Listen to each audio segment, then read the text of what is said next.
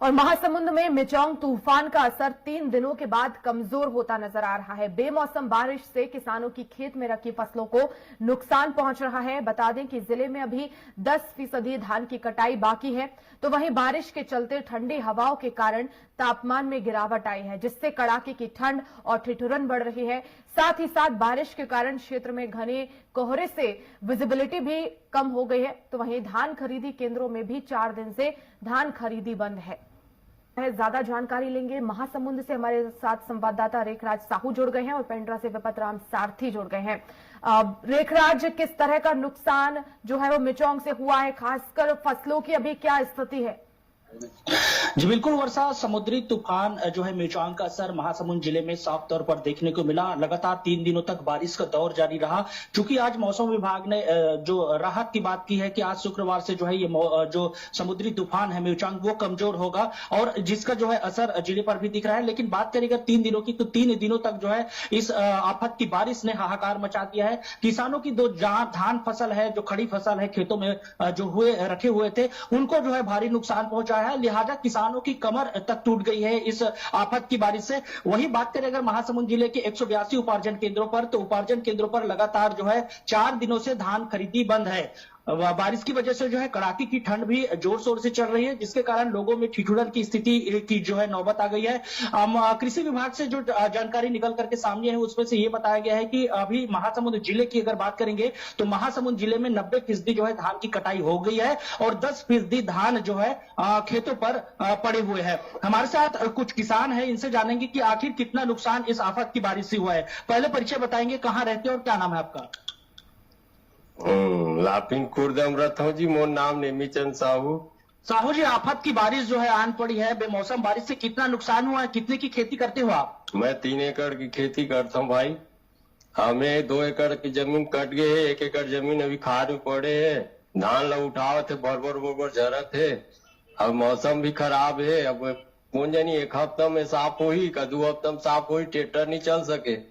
कितने की लागत लगाए होंगे? क्या इस मौसम की जो मारी के कारण जो है फसल बर्बाद हुए, मुनाफा मिल पाएगा आपको? कहाँ मिली वो मुनाफा का? कहीं पंप से लेकर के ट्रैक्टर, मतई, निंदई, खातू, दवाई करके 1 लाख रुपया की लागत आए। तो जैसा फसल नहीं होगा तो जो आप कर्ज लिए हुए या अपने जीवन यापन कैसे करेंगे इस पर? हमें जीवन यापन करबो भैया, सरकार ऊपर निर्भर है जी। बीमा राशि बैंक वाला मन करे है, बीमा राशि मिल जाये, कुछ हुई में आशा है जीवन जिए के।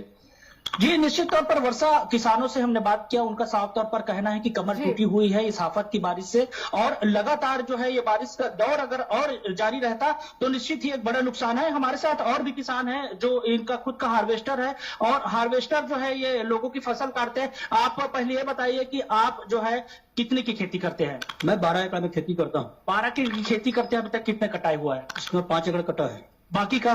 बाकी पूरा लिपिड्स हो गया है। तो कितना नुकसान हो सकता है इस पर आपको? 80% नुकसान है मेरा। 80% नुकसान है। तो कहीं फसल बीमा आप कराए थे कि क्या कुछ है? वो बाँचा है, वो खेत रेगा वाले क्या है, पुरुषोत्तम चंद्राकर खरोरा वाले क्या है, वो करवाया है नहीं करवाया है, उसको जानेगा। तो इस आफत की बारिश से नुकसान हुआ है तो उसका भरपाई कैसे होगा? मैं तो पूरा अब आत्महत्या करने लग जाऊंगा। किसानों की स्थिति अगर देखा जाए तो जब आप खेत में गए होंगे तो धान की बालियों की क्या स्थिति है? तो अगर जनवरी सुबह अलग खा रहा है और उसमें पूरा झड़ गया है मेरा धान।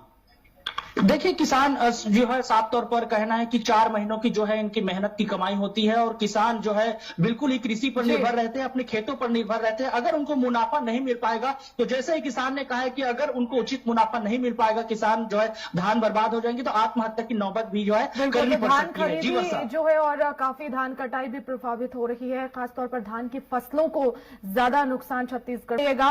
रेखराज, अभी महासमुंद में मौसम विभाग की तरफ से क्या अपडेट जारी किया गया है आने वाले समय के लिए?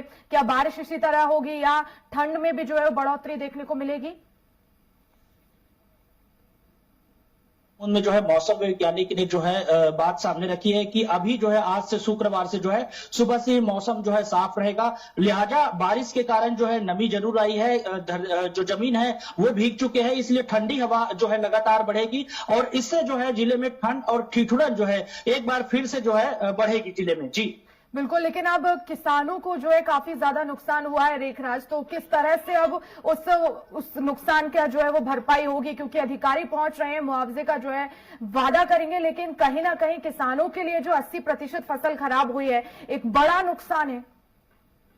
जी बिल्कुल, कल हमारी खबर जो है प्रमुखता से दिखाई गई थी, जिस पर जिला प्रशासन ने संज्ञान लेते हुए एक टीम बनाया है। जनपद सीओ, एसडीएम और जो नायब तहसीलदार है उनकी एक टीम बनाई है और उनकी टीम पर जो है अब किसानों के जो है खेत पर जाकर के वो आकलन करेंगे कि आखिर किसानों की जो फसल कितना बर्बाद हुआ है, कितना नुकसान हुआ है। उस नुकसान के आकलन के बाद ही जो है अब वो स्थिति स्पष्ट होगी कि किसानों को किस प्रकार से जो है उनके नुकसान की भरपाई किया जा सके। चूंकि किसान जो है फसल बीमा कराए हुए हैं और फसल बीमा का लाभ भी ले रहा है, तो कहीं ना कहीं जो है फसल बीमा की जो राहत है वो किसानों को मिलेगी। लेकिन जिला प्रशासन भी इस पर अलर्ट हो गया है और जिला प्रशासन ने कल मीटिंग में जो है ये निर्णय लिया है कि किसानों के खेत पर जाकर के अधिकारी जो है मॉनिटरिंग करें और मॉनिटरिंग करने के बाद में उचित जो नुकसान है उसकी जो है एक आकलन तैयार कर जिला प्रशासन को बिल्कुल, सौंपे। लेकिन आगे क्योंकि कड़ाके की ठंड भी पड़ेगी और घना कोहरा भी छाएगा और ऐसे में फसलों को कड़ाके की ठंड में ज्यादा नुकसान होता है, तो उसको लेकर भी आगे प्रशासन की तरफ से क्या तैयारियां, इसको लेकर बात की आपने अधिकारियों से?